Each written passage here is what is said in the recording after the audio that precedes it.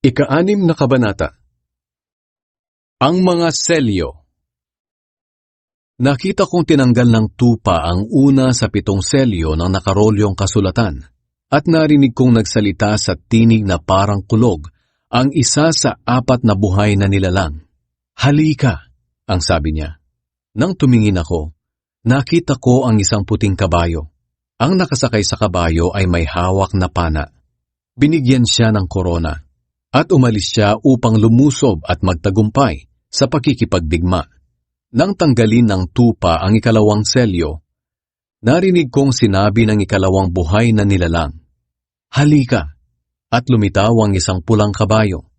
Ang nakasakay ay binigyan ng malaking espada at kapangyarihan upang magpasimula ng digmaan sa mundo at magpatayan ng mga tao. Nang tanggalin ng tupa ang 3 selyo, narinig kong sinabi ng 3 buhay na nilalang, halika, at nakita ko ang isang itim na kabayo.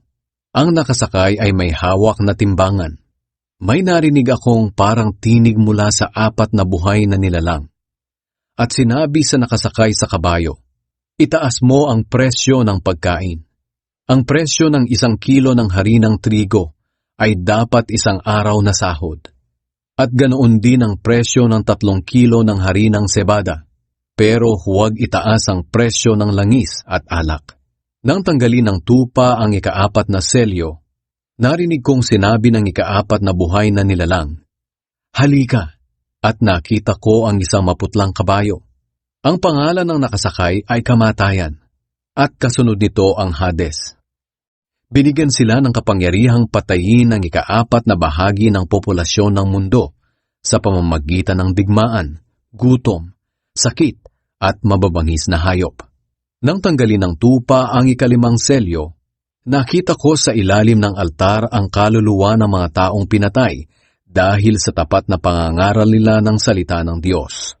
Sumisigaw sila ng malakas, Panginoong makapangyarihan, banal at tapat, gaano pa po kami katagal na maghihintay bago ninyo hatulan at parusahan ang mga taong pumatay sa amin?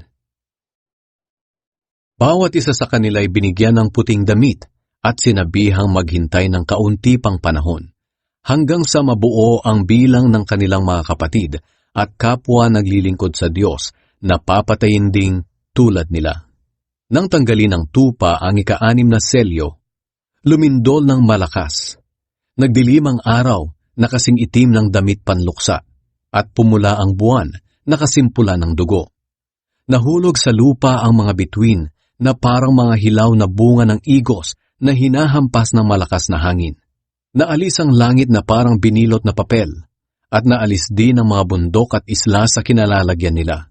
Nagtago sa mga kuweba at sa malalaking bato sa kabundukan ng mga hari, mga namumuno, mga opisyal ng mga kawal, mga mayayaman, mga makapangyarihan, at ang lahat ng klase ng tao, alipin man o hindi.